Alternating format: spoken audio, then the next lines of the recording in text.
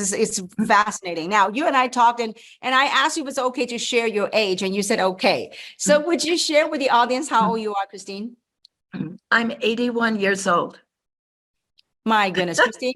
When I grow up, I want to be like you. Look at you. You know, when we were doing a little sound check and a light check, I mean, like I said, oh my God, I need to put some blush on my face. You look fabulous. So, okay, Christine, now at 81 years old, I mean, you have incredible success. And even with the, the retirement plan that they paid you, I mean, it's remarkable. Most people work a job, of 30 years or 50 years. They don't get that kind of retirement plan. You have that. So my question to you is, Christine, why at age 81, why you choose 3? Why 3? Well, honestly, well, first of all, I have to have passion. I've worked since I've been 14. My first job was scrubbing pans at a bakery. And I worked up and went, the rest of my career. But I remember Warren Buffett saying, never retire. Look at Warren Buffett, one of the richest men in the world. He says, you don't want to retire and die. You just got to have purpose, get up.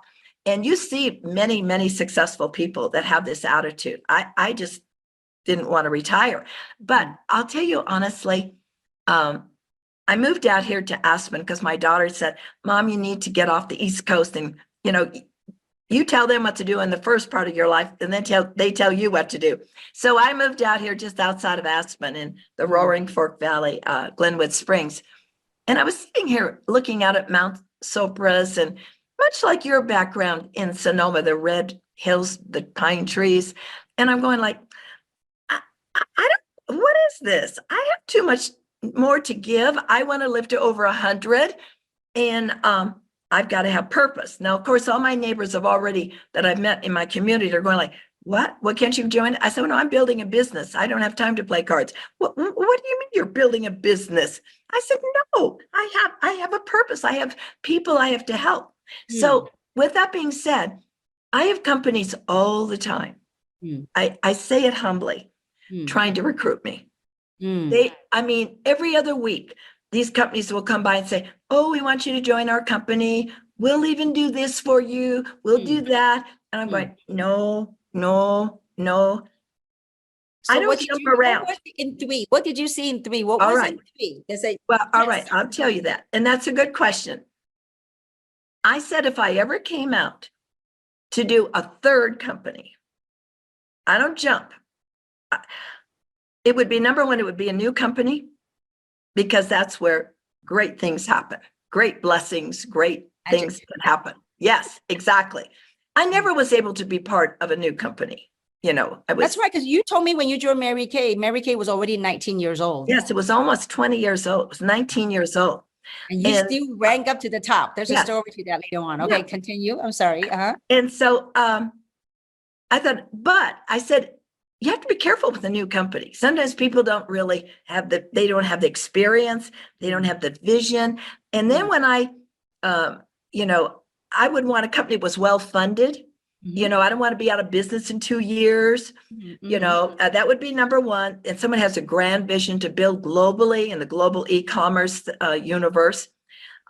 Secondly, I said, what would the product be? I said, I want to be in the supplement industry. Because in 2020, the supplement industry was about $60 billion. But in 4 more years, it's going to be about $128 billion. And so you want to be in a company that has a supply and demand. I wouldn't want to be in the business of selling Gucci handbags every 5 years. I want something that I'm going to consume and people are going to reorder every month. And there is a need for that. But as you know, there are a lot, the dirty little secret is a lot of our supplements come from 2 to 3 big manufacturing companies. And people go there and do white label, private label. And I said, I don't want to be part of that. They're all the same. It has to be unique and different. That would be my dream. And third, I said compensation. Because I loved what I did in Mary Kay, but it was a different compensation. It was a different compensation. I admire you how you did it with that compensation until you see 3, right? Yeah, really, it was amazing. Mm. And so as I sat there and people were, and I'd say, no, no, no. Amy Dunlap reached out to me. And you know the story of the Black Crows. In fact, the Black Crows were around, must have been giving me good energy this evening. The Black Crows were flying around my house and I couldn't figure out what in the world. They were on my deck, they were on my rooftop, and I was, what in the world are they doing? And Amy called me and she said, she says, would you be open to hearing about it? And of course, she had known I had built in Asia too. And she is saying, I need some advice for Asia. And I'm going, okay, Amy. All right. I kind of knew she was trying to recruit me in something. I don't know what she was doing, and then she said, there's this new company. I think you'd just be great. Would you be open? I said, okay, Amy, I'll listen. So can you believe this? I said, if you'll fly out and see me at my house, the nerve of me. And so she says, yes, I'll fly out. So she came out and she was sitting at my dining room table and George Ruiz came in. She brought George Ruiz in and she was sitting at the table and she said, I'll never forget this. She said, of course, I really thought I was going to do it after I heard, but I didn't want to reveal that I was keeping my cards close to my vest, And she said, I just don't want you to think I was a Looney Tune. But, I was walking down St. Louis and these Black Crows started flying all around me and almost attacking me. And there was no trees. And I went to my spiritual advisor and I said, is that a bad sign? And she said, no, that means there's new beginnings, new enlightenments that are going to be happening. And she said, I thought of you. And I picked up the phone and I said, really? When did that happen? Tell me about the Black Crows. And then I told her about my Black Crows, and it was the same week. Now, I know that sounds like, woo, woo, woo, but we always felt like the Black Crows had connected us. Wow. And, yeah. And so, and I did talk to Daniel. I wanted to check him out, and I liked him. I loved his vision, his passion, and his experience. And I felt really solid with him. And I really think he's an amazing leader. And he's driven. I like that. He's passionate, he's driven. And I do believe in his vision. And I thought, I want to be part of this.